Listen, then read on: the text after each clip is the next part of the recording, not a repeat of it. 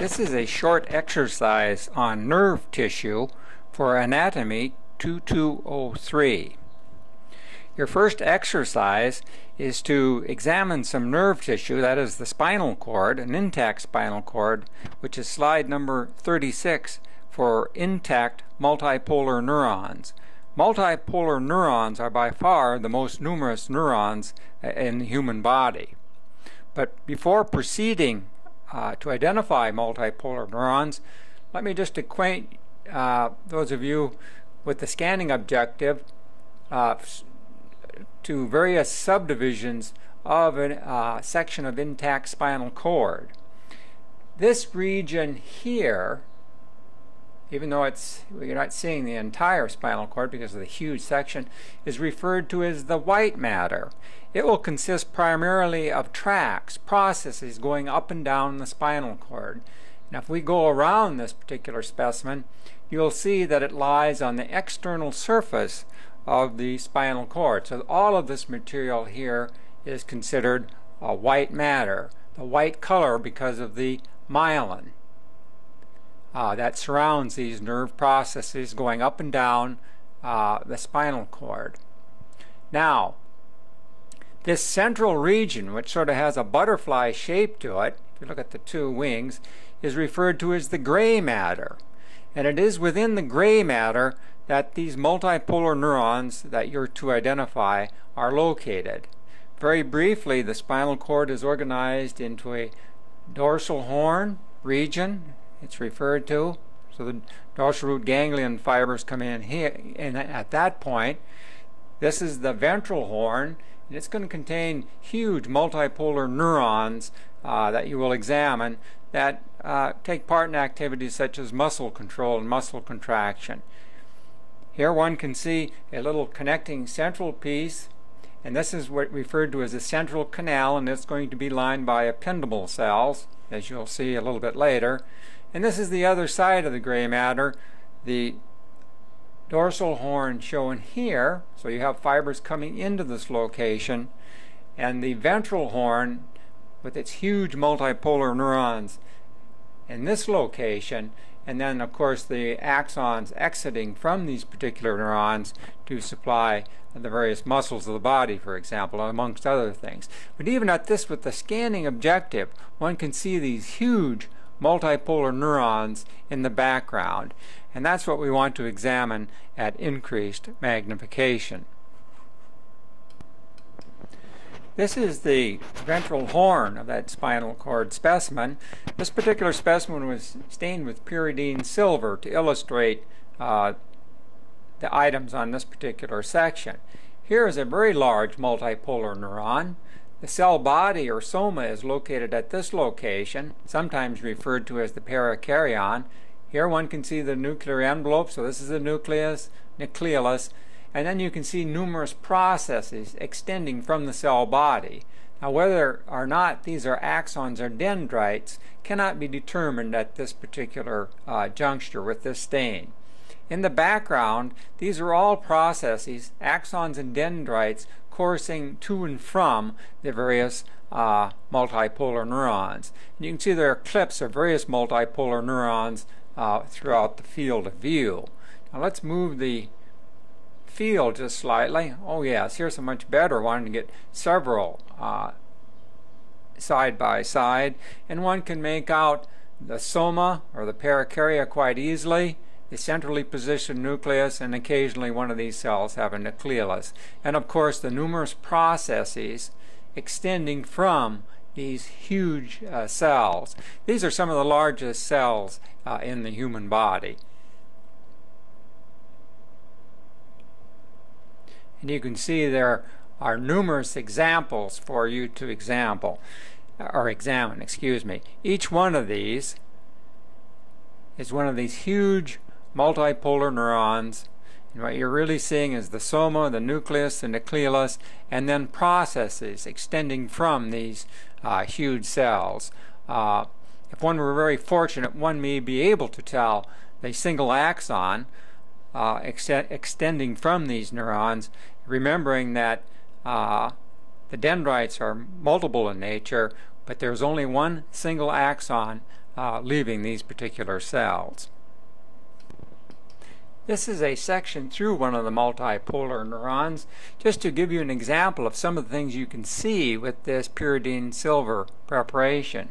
Here we can see axons coming in that are actually going to synapse on this particular multipolar neuron. So this little process coming in, and you can see the synaptic bouton or terminal is this little dot sort of just at the edge of the pointer. Likewise, one can see another one if we look at this little strand coming in, and I pull the field in and out of focus. Each one of those little spots is one of these synaptic terminals. The little spot I'm looking at is right here, and you can see it connecting to that fiber as we go in and out of the field of view, because these sections are fairly thick. So these little dots that you can see around are actually the synaptic terminals ending on this particular multipolar neuron. This is simply another example of a multipolar neuron seen at very high magnification. Here one can make out the soma in much greater detail, the edge of the nucleus here, the nucleolus at the tip of the arrow. And one can also make out a huge dendritic tree here. We know this is a dendrite because it's multiple branched. You can see little synaptic boutons ending on it, surrounding the soma, as well as some of these dendrites. Some more dendrites up in this area. This is possibly an axon leaving this particular neuron right here, but it's a good guess, but it's not absolutely for certain. An additional example of one of these huge multipolar neurons seen at very high magnification. Once again, to point out the soma, here it is a little bit elongated, or the perikaryon, a huge dendrite going in this direction, a dendrite going in this direction, another dendrite going off in this direction, and perhaps an axon exiting at this point, but this is far from being proven. Note the size of this particular cell, crossing the entire field of view. Then, of course, you can see some of these little terminal boutons that are synapsing on its external surface. So spend some time with this slide. It's a beautiful example of large multipolar neurons. Your next exercise is to examine slide number 34, a macerated preparation of spinal cord. This means that the spinal cord has been torn apart and spread, and what you're to look for amongst all the debris and what have you are cells like this, these isolated multipolar neurons, so you can perhaps get a better view of its three-dimensional shape and the extent of the processes. So amongst all the debris and refuse you see, keep moving around your field with your scanner, because these are huge cells. Find something like this as indicated by the pointer, and then examine it at increased magnification. This is an example of a multipolar neuron in that macerated preparation as seen at increased or high magnification, showing you once again the soma or the perikaryon, the nucleus, the nucleolus, and then numerous processes, though we can't be sure really which is an axon and a dendrite. Because these are multiple coming off in branch, one assumes quite that they are dendrites, and that's probably true because they usually occur in groups. These two would be dendrites. Now where the axon is anyone's guess. These small nuclei you see scattered in the background in this particular preparation are those of glia cells. This is another example of one of these isolated multipolar neurons from that macerated specimen, showing again the perikaryon or soma, the nucleus, nucleolus, and then numerous processes, these of which are dendrites. The axon may be here, but it's uncertain in this preparation. This blue-black or blue-gray background and clumps, as indicated by the arrow, is a material known as Nissl substance at the light microscopic level. And this is, in fact, in reality, clumps of rough endoplasmic reticulum. So when you hear the term Nissl substance or Nissl bodies, this is a staining characteristic at the light microscopic level, talking about or describing these particularly little clumps of this purple blue type of material. What is in fact a clumps of rough endoplasmic reticulum. Next, return to slide number 36 of the intact spinal cord and examine it for dorsal root ganglia, and within these dorsal root ganglia one should be able to find several pseudounipolar neurons to examine in greater detail. Within the field is the edge of the spinal cord, as you will see, and if you go off from the spinal cord, one will see a group of nerve fibers as indicated by the pointer. And if one continues to trace that, you'll see this globular shaped object as indicated in being outlined by the pointer. This is a dorsal root ganglia. Within it, one is going to find pseudounipolar neurons. These large round globular structures are the somas or the cell bodies of these huge multipolar neurons. Once you find them, examine them at increased magnification. This is an example of the pseudounipolar neurons as seen at high magnification.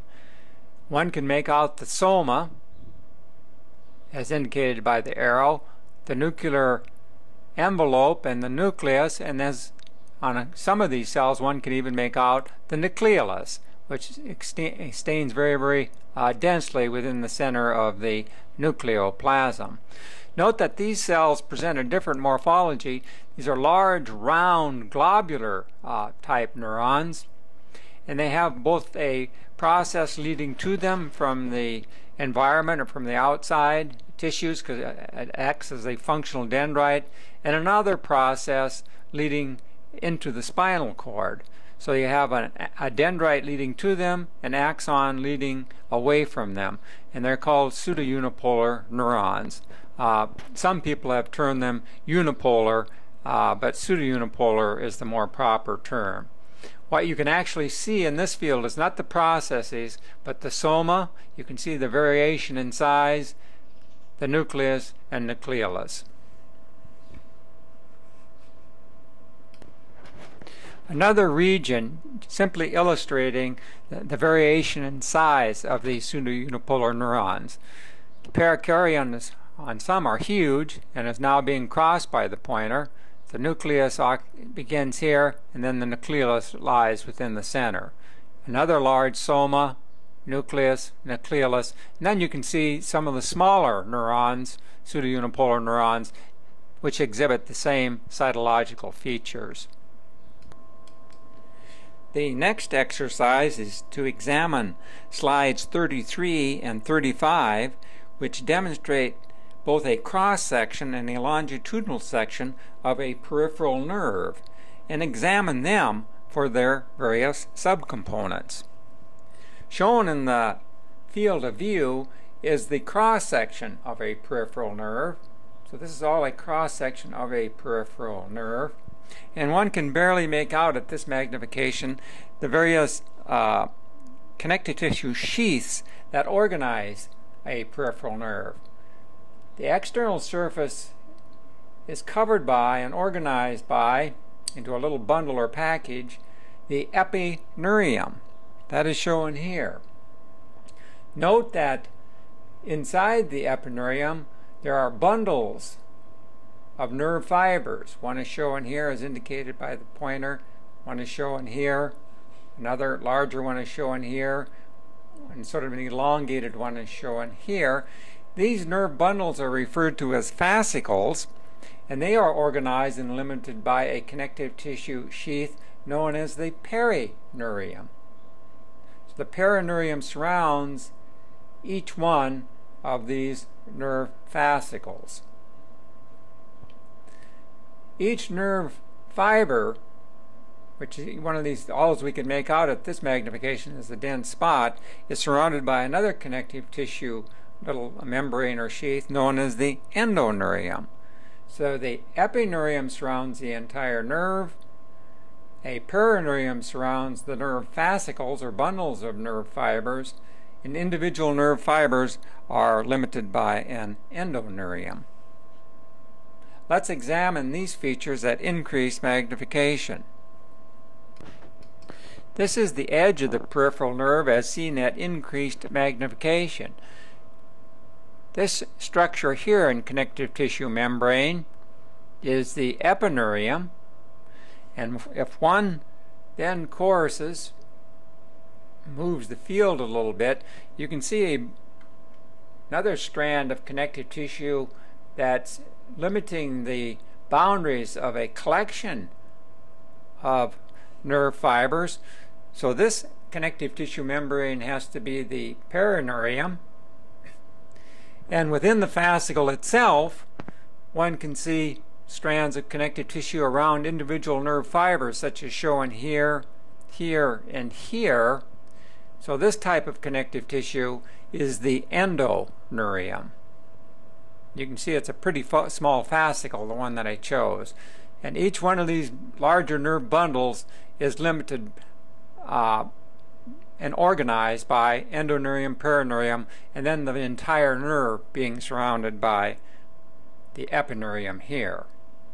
So epineurium, where the tip of the pointer is,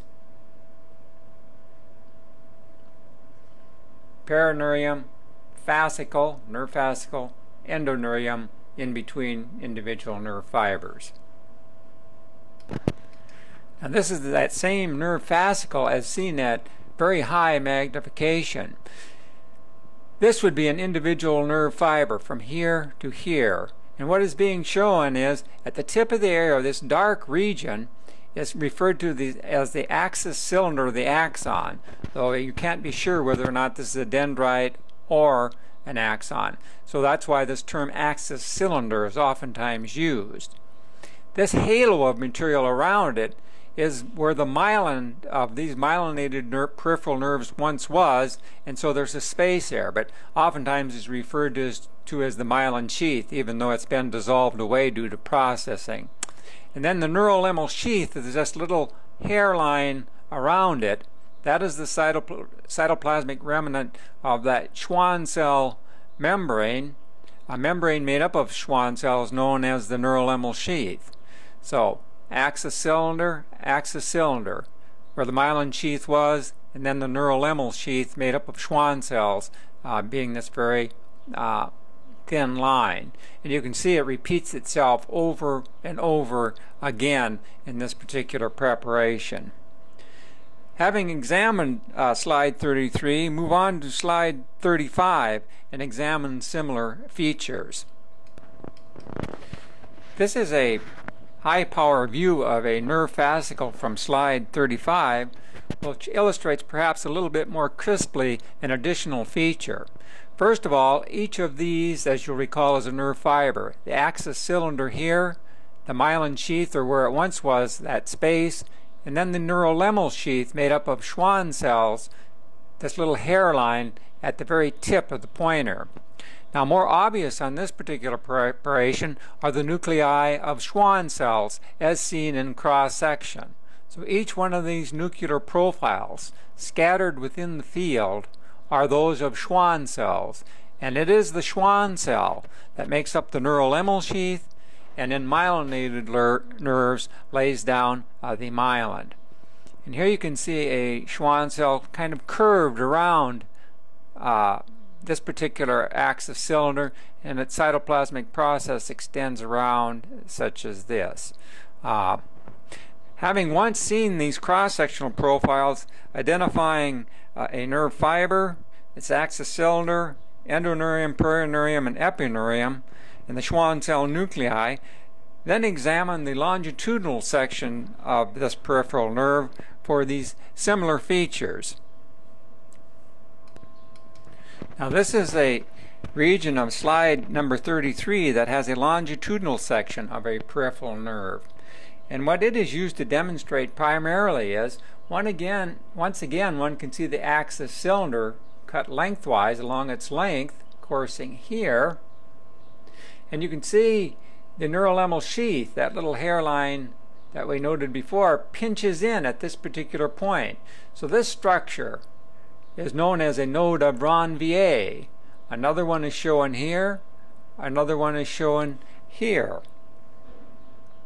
And the axis cylinder crosses between from one side of the node to the other. So each one of these profiles here is a node of Ranvier, and it marks the end of a Schwann cell cytoplasm. And on the other side, another Schwann cell then picks up and takes over the myelinization of this axis cylinder at that particular point. So what you end up with is a series of sausages made up of lipid along an axis cylinder, each of these little sausage links, called an internode, being maintained by a single Schwann cell.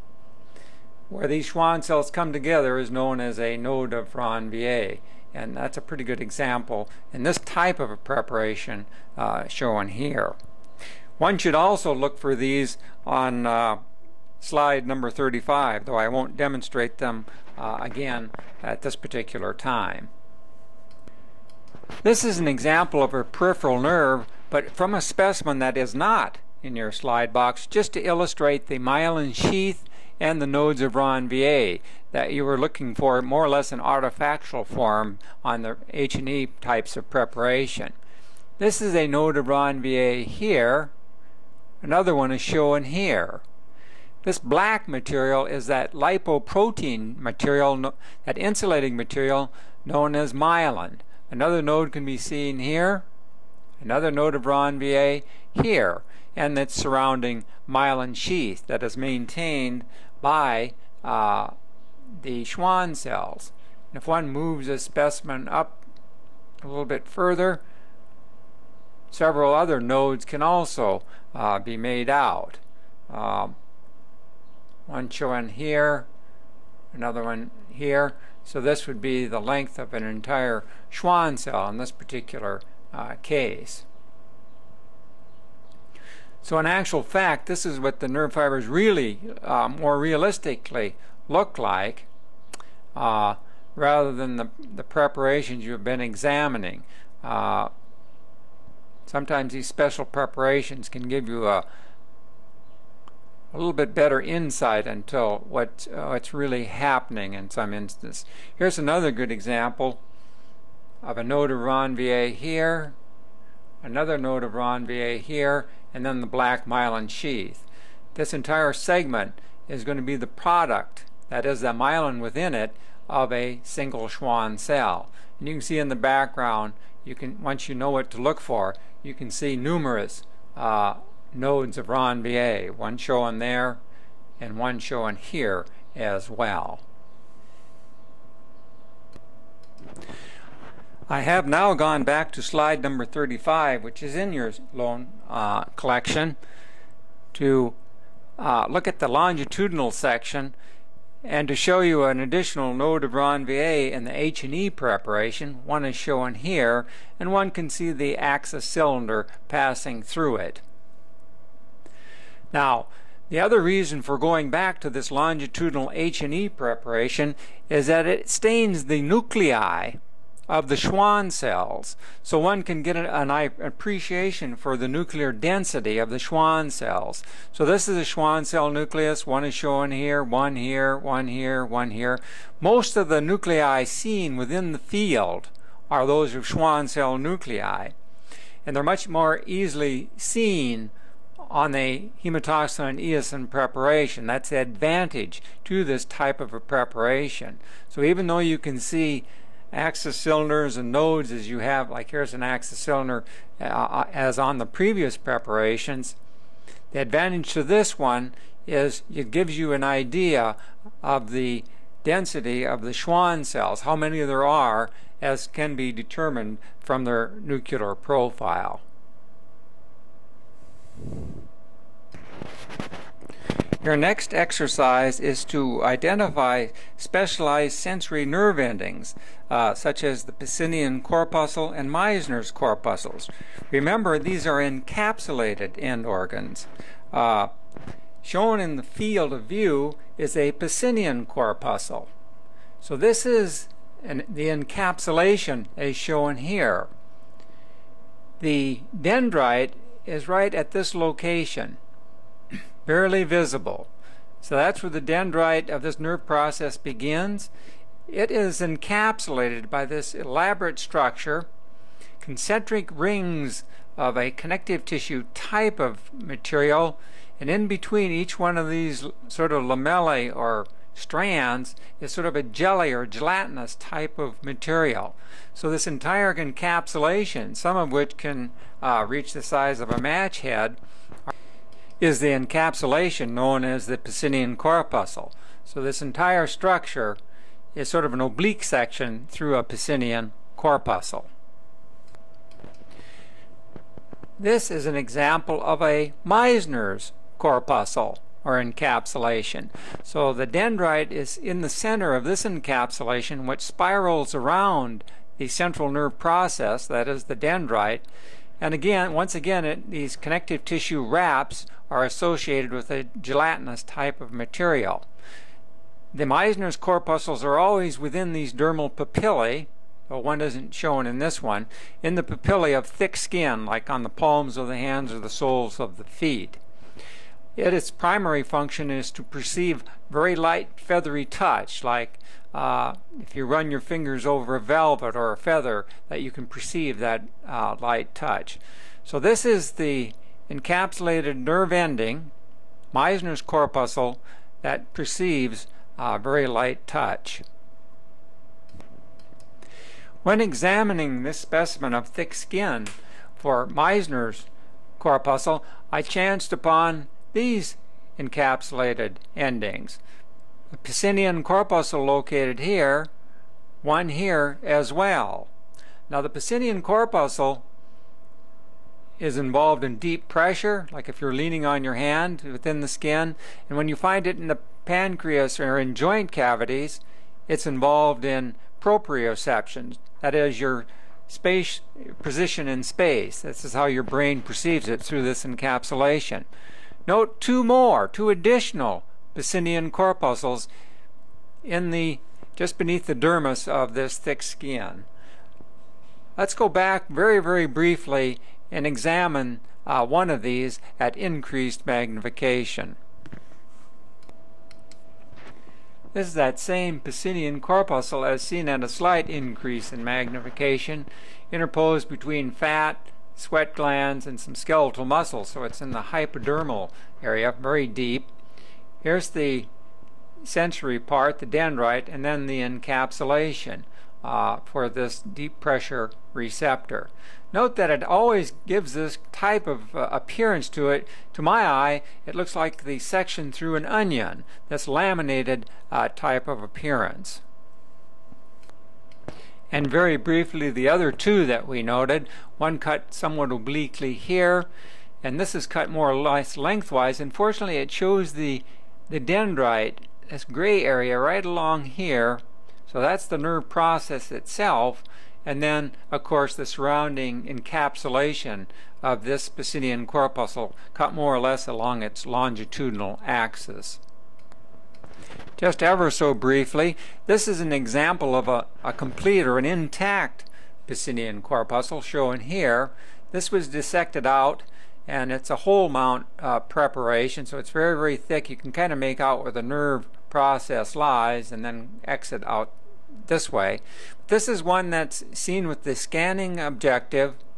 It's about the size of a small match head, and if you look very carefully, you can see the nuclei in that encapsulation as I go through it with the fine focus. So this is an isolated, intact Pacinian corpuscle. This is one additional example of a nerve ending that is not in your slide box. Now, the Pacinian and Meissner's corpuscles were receptors, bringing information to the brain and the central nervous system. This nerve ending is an efferent nerve ending, where a multipolar neuron is terminating on skeletal muscle. Here we can see the myelinated fibers, that is the axons, coming down, and if one traces them to their termination, each one of these units here is a myoneural junction. So the nerve process is coming down and terminating in these end plates. So these are in fact motor nerve endings forming a neuromuscular junction in which the information passing down the nerve fiber is then transmitted to each skeletal muscle cell or fiber, as shown here, and due to that stimulation the muscle fiber then can contract. So this is an example of this myoneural junction, a specialization with the motor, the efferent nerve endings.